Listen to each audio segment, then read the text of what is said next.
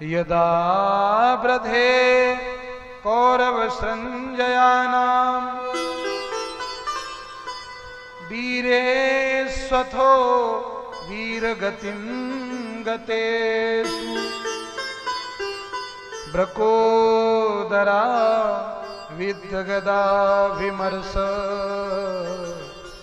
भगनोरुदंडे धृतराष्ट्रपुत्रे। कौरव और पांडवों के बीच महाभारत का युद्ध हुआ और चूंकि पांडव धर्म की पक्ष में थे और कौरव अधर्म की पक्ष में थे, और जहां धर्म है वहीं भगवान है और जहां भगवान है वहीं जय है।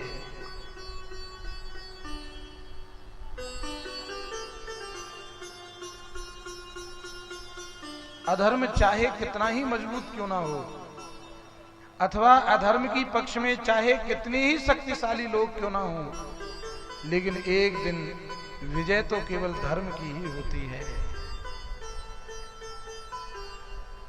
सब कौरव हार गए, भगवान ने सबको दंडित किया।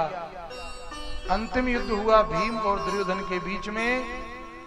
भीम ने अपनी अचूक गदा के प्रहार से दुर्योधन की जंघा तोड़ डाली, क्योंकि दुर्योधन महाभारत के युद्ध में अपनी मां गांधारी के आशीर्वाद का कवच पहनकर आया है। पूरे शरीर पर कहीं भी प्रहार करो कुछ नहीं होगा, वज्र का है। केवल जंघा जो है वो इसके वज्र की नहीं है। भगवान को तो इस बात का पहले से ही पता है। भीम को भगवान ने संकेत किया तो भीम ने ऐसी गदा का प्रहार किया, जंघा टूट गई, पछाड़ खा के धरती में गिर गया, हाय हाय करके रोने लगा और महाराज धर्म की दुहाई देने लगा। ए भीम, तुमने मुझे अधर्म पूर्वक मारा है। गदा युद्ध में कटी के नीचे प्रहार करना अधर्म है। भगवान बोले, तूने जिंदगी भर अधर्म किया और आज यदि अधर्म का सहारा लेकर तुझे मार दिया तो धर्म की दुहाई देता है। जो व्यक्ति अधर्मी है, जो व्यक्ति हर समय अधर्म में रत है, ऐसे व्यक्ति को मारने के लिए यदि थोड़ा बहुत अधर्म का सहारा भी लेना पड़े तो यह भी धर्म है।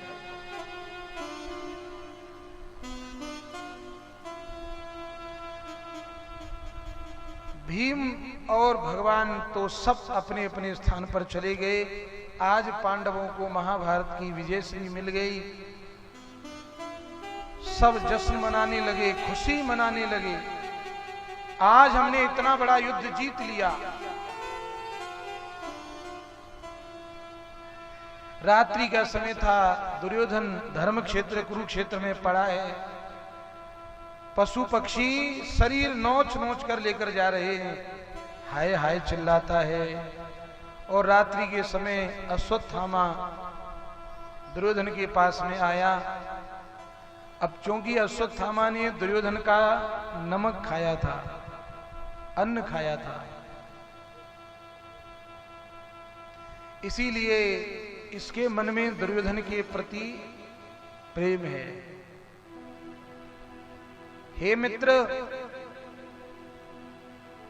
यह तुम्हारी जो दर्द दुर्दशा पांडवों ने की है, इसका मुझे बड़ा दुख है। तुम बताओ, मैं तुम्हारी प्रसन्नता के लिए क्या कर्म करूं? दुर्योधन ने कहा कि मित्र, यदि तुम मुझे प्रसन्न करना चाहते हो तो बस एक काम कर दो मेरा। क्या? मुझे इस बात का दुख नहीं है कि मैं युद्ध हार गया हूं। दो योद्धा जब लड़ते हैं, दो सेनाएं जब लड़ती हैं, दो राजाएं जब लड़ते हैं, तो एक को तो हारना ही पड़ता है। मुझे हारने का दुख नहीं है और मुझे अपने मरने का भी कोई दुख नहीं है। मेरे 100 भाई वीरगति को प्राप्त हो गए, 99, मुझे उनका भी कोई दुख नहीं है।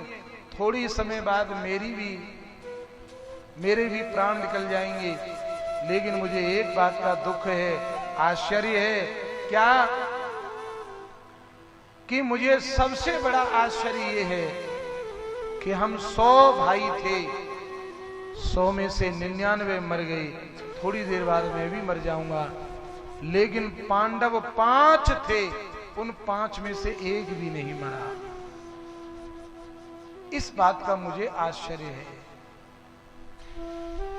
इनमें से एक भी मर जाता तो मेरे मन को तसल्ली हो जाती, लेकिन दुर्योधन ये जानता नहीं है कि ये 5 पांडव भगवान की शरणागत हैं और ये भगवान की कृपा छाया में बैठे हुए हैं।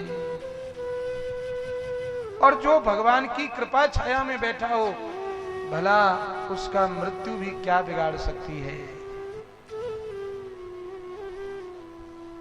तो मित्र, मैं तुझे प्रसन्न करने के लिए क्या काम करूं?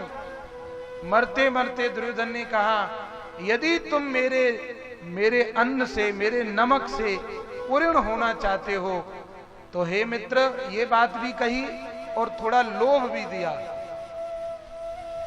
यदि तुमने 5 पांडवों में से एक को भी मार दिया तो मैं तुम्हें आधे राज्य का मालिक बना दूंगा।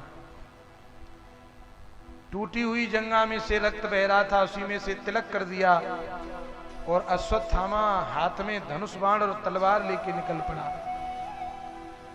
इसने मन में सोचा कि युद्ध में पांडवों को परास्त करना असंभव है। कोई भी धरती पर ऐसा कोई योद्धा नहीं है जो पांडवों को युद्ध में हरा सके, अर्जुन को कोई युद्ध में हरा सके। इसलिए इसने निर्णय लिया कि मैं काकतालिया न्याय से इनका वध करूंगा। जैसे उल्लू सोते हुए कौवाओं के ऊपर रात में आक्रमण करता है, उसी प्रकार अश्वत्थामा ने सोते हुए पांडवों के ऊपर आक्रमण करने का निर्णय लिया। परिजा को राखे साइया, मार सके ना कोई, बाल न बाका कर सके, जो जग बैरी हो।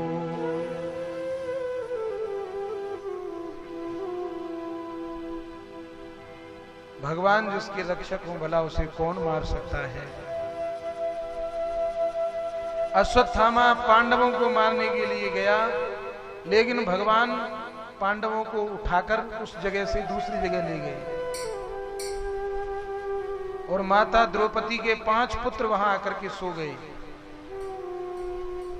और हमारे यहाँ कुछ विद्वान संतों की मान्यता यह है कि भगवान यदि चाहते तो द्रौपदी माता के 5 पुत्रों को भी बचा सकते थे, लेकिन उनको नहीं बचाया, पांडवों को भगवान ने बचा लिया। कारण कि आज माता द्रौपदी के इन 5 पुत्रों से बहुत बड़ी भूल हो गई।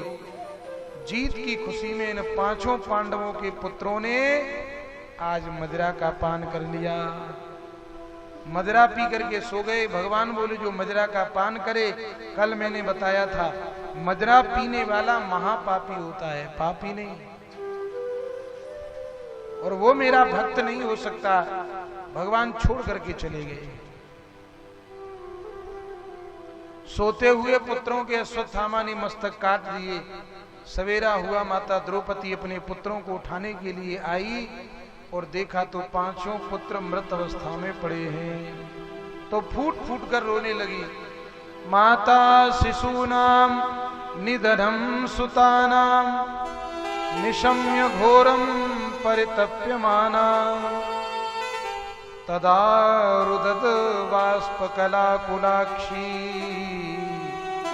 ताम सांत्वयन्नाह किरीटमाली। बहुत जोर जोर से रोती हैं, अरे अश्वत्थामा, मैं तुझे कभी क्षमा नहीं करूंगी। तूने मेरे निरपराध पुत्रों को मार दिया। मेरे पुत्र युद्ध करते करते वीरगति को यदि प्राप्त हो जाते तो मुझे इसका बिल्कुल भी दुख ना होता, लेकिन दुख तो इस बात का है सोते हुए तो किसी पशु को भी नहीं मारा जाता। अश्वत्थामा ने मेरे पुत्रों को मार दिया, क्या बिगाड़ा था? अर्जुन ने द्रौपदी के सामने गांडीव हाथ में लेके प्रतिज्ञा की और भगवान को साथ लेकर अश्वत्थामा को बंदी बनाकर माता द्रौपदी के सामने ले जाकर खड़ा कर दिया। बोलो देवी, तुम बताओ इसे क्या दंड दिया जाए?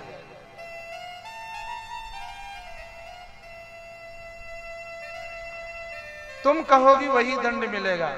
रस्सियों से बंधा हुआ अश्वत्थामा डर के मारे थर-थर कांप रहा है।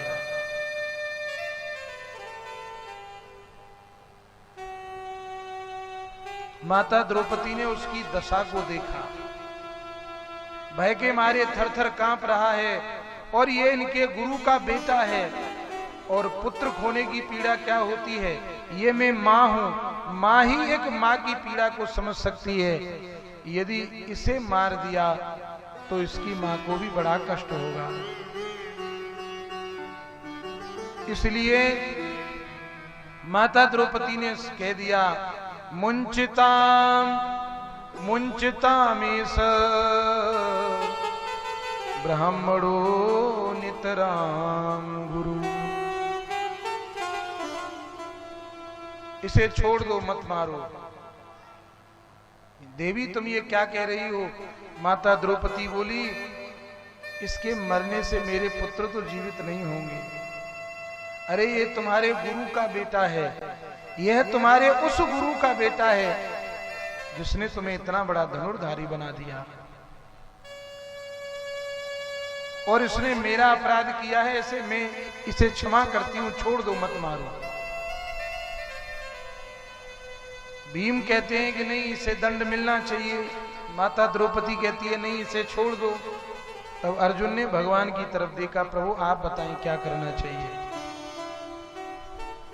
भगवान कहते हैं कि ब्रह्म बंधुर न हंतव्य आतताई बदारहण मयि वो भयमाप्नातम पर पायानुशासनम।